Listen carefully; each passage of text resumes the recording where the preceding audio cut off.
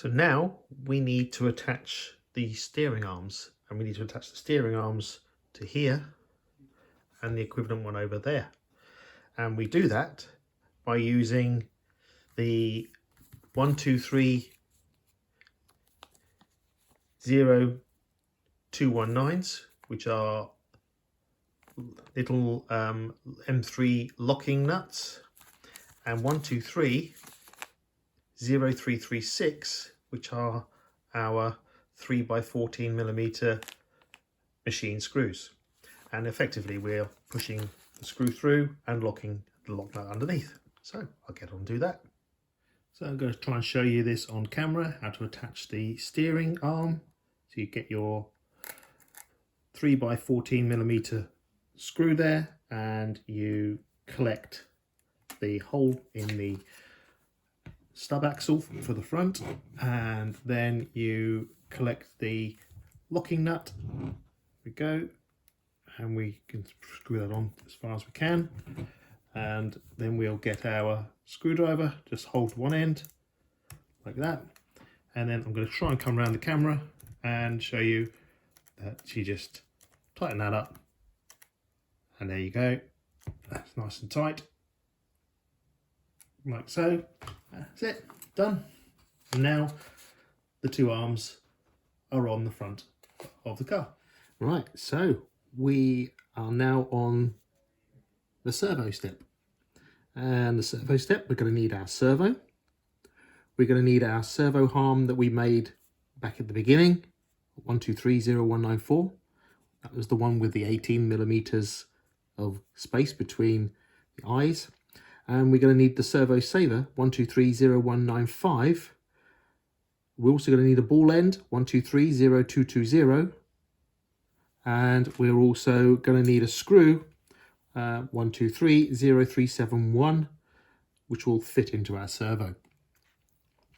So we need to zero up our servo and sort out putting our servo into the chassis. Right, so now we need to neutralise our servo, and you probably remember a little while back I had a unboxing, the Dumbo RC radio gear, Dumbo RC X6 with the gyro. So yeah, I'm going to be using that in this lovely model. Seemed that I'm going Pete Wiley crazy with a brushless motor, and this is a 4,370 kV brushless motor. Got this off of Banggood for around about £30, which is going to come in handy. I thought we'll make use of that too. And the other thing, because it has the gyro function in the receiver, so I'm using the X6 FG, thought I'll use that to, at least I might have some chance of controlling this little puppy. Yeah, so let's just neutralize things. So let's pop this in here, turn that on, turn our radio gear on, and there we are, a radio gear. And so just to make sure we've got our servo neutral, there we go. And just to make sure the motor spins. Oh yes. Oh, it's very quiet. Very quiet indeed. Probably the fan's louder. Right. So, anyway, well, we'll come back to that later. The fan is clicking away. Yeah, that's good. So, servo's neutral. Very good. Very happy with that. And I know the channel 6 on here. The channel 6 is the control for the amount of gyro. So when you, yeah, there's very little in there. Very good. Right, so I've got my servo, which is now neutral, and I'm going to add the servo. So this servo, the kit came with this servo horn already in there with this ball end on the end of here. So this doesn't fit on because I think you have to really push this on and make your own threads on this. And I didn't want to do that, so I'll save that just in case. My servo did come with a servo horn, and just sort of offering up the holes there, I can put the ball end into the second one down, which I will do here. So that's not a problem. So got my servo horn here. I've put a little bit of thread lock on here, only a little bit, I don't need a lot. So pop that into the back of the servo horn that came with my servo. So there we go, and just nip that up like so, done. And then pop that onto the servo orientation, making sure the orientation is correct. So pop that onto there, so that should be on there, so that's nicely centered. There we go. And the screw that came with my servo fits my servo perfectly. So again, just going to put a little bit of thread lock, not a lot, but just enough to hold that in place so it doesn't come loose. There we go, done. That's nice, and that's on there nice and tight. Done. And the next little step that we need to do on here is our motor. And as you know from my little bit of previous information, I'm going brushless. Pete, you're gonna love me. I'm going mad fast. Well, that's the plan. This is a Surpass F540 motor that I got from Banggood. You get the ESC and motor together. So that's 4,370 kV. Should be mad fast. We shall find out, won't we? So yeah, I'm gonna install these, and you may remember from the previous sections, remember I put the steel spur gear in there, so I've got the steel pinion that matches. It comes with the kit. So this kit luckily comes with both a normal pinion and a steel pinion. So I'm going to pop the steel pinion on here, and using the 12306 those washers, little washers, and well, 1230364s, the cap head 3x8mm screws. We're going to screw the motor onto the chassis and into the chassis and then we've got to make sure it meshes. So there we are. I should get that step done. So the first step, installing the motor, as I've temporarily put the motor in and just wanted to see where the wires were looking. But the other reason for that is, I don't know if you can see here, is I wanted to get the pinion gear correctly positioned on the shaft of the motor, and I've used a little bit of thread and lock to do that. So that's nicely central to the pinion.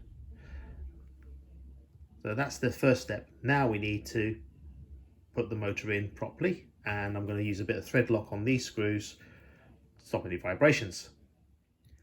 And now I've got the motor mounted in. That's the top, and you can't see because you go in from this end, you go in through the end here and you go in to the nut at the bottom, and you literally have to get right underneath. So it's a bit of a pain to get this one. I literally have to do this to get in there. So yeah, that's done. That's now locked in, motor's locked in and lined up, and there's a little bit of play. Should be fine. I'll probably put a little bit of grease on there as well. Right, motor's in. And there we go. I've popped a little bit of anti-wear grease on there now. So that's got anti-wear grease. And now what we've got to do now is pop this cap on, so that keeps it all nice and dry. So that's going to go somewhere like that, and screw one screw from the bottom, which will be 1230228, and we're going to take this screw off the top here and re-screw it back down again. And we're going to collect the 1230228 screw into the bottom of that engine cap or motor cap. There we go. There we go. And that's it. Don't have to go too mad. Just enough till it stops. There we are, done. So that's now fitted the motor into the car.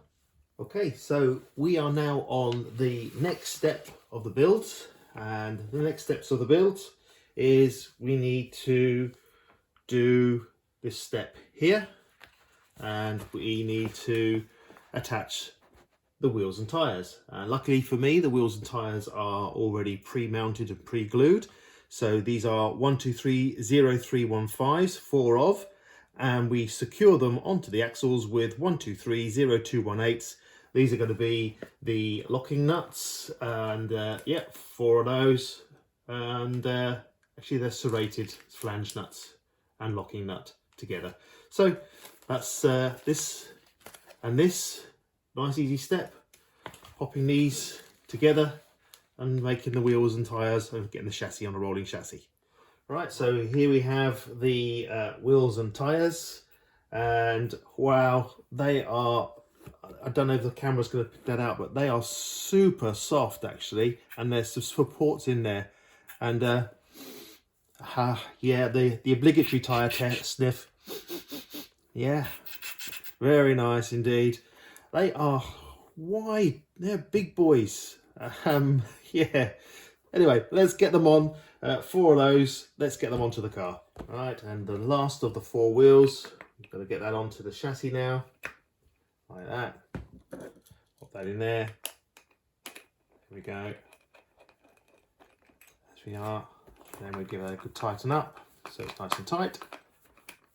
There we go. Right, so that is now all 4 wheels and tyres onto the chassis. Wow, it's a mean boy. Starting to look like an RC car.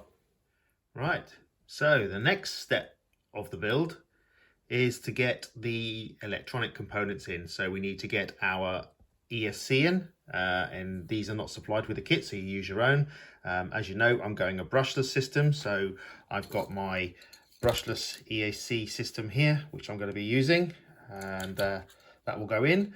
And we also need to put in the servo that we put together. We need to put the servo in to the chassis, so we'll get on and do that. So I was going to suggest this is how we're going to mount things in. We're going to pop the servo in first. We're going to screw that into those mounts that we mounted into the chassis. We got to mount the ESC. We've got to put that in here as well, and then tidy up all the wiring.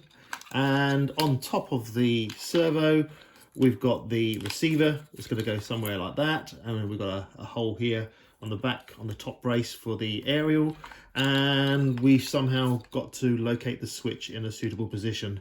A little bit of a short cable here on the switch, but I can always lengthen that if I need to, so we need to find a position for that to be in. So a little bit of work here getting things in place. So the servo is going to mount on our 2 positions here in the chassis. So what I've done is we're going to mount the servo onto these pieces using 1250225s. But what I've actually done to make it a little bit easier, I've unscrewed these servo mounting supports from the bottom of the chassis. I'm going to screw the servo supports on first, and then screw that back into the chassis afterwards to make life easy for myself. There we go. So as you can see, those mounting supports, I've screwed those into place, and we now mount that back into the chassis and screw that from underneath the chassis again using the counter head screws that I removed. Yeah, so just going to see if I can get you to see that. So there you go. So I've put those mounting positions back in and re-screw that back from underneath the car. Don't go too mad, you just need it to pull it tight. There we go, tight and tight. So now we'll turn the back around. We can then pop on the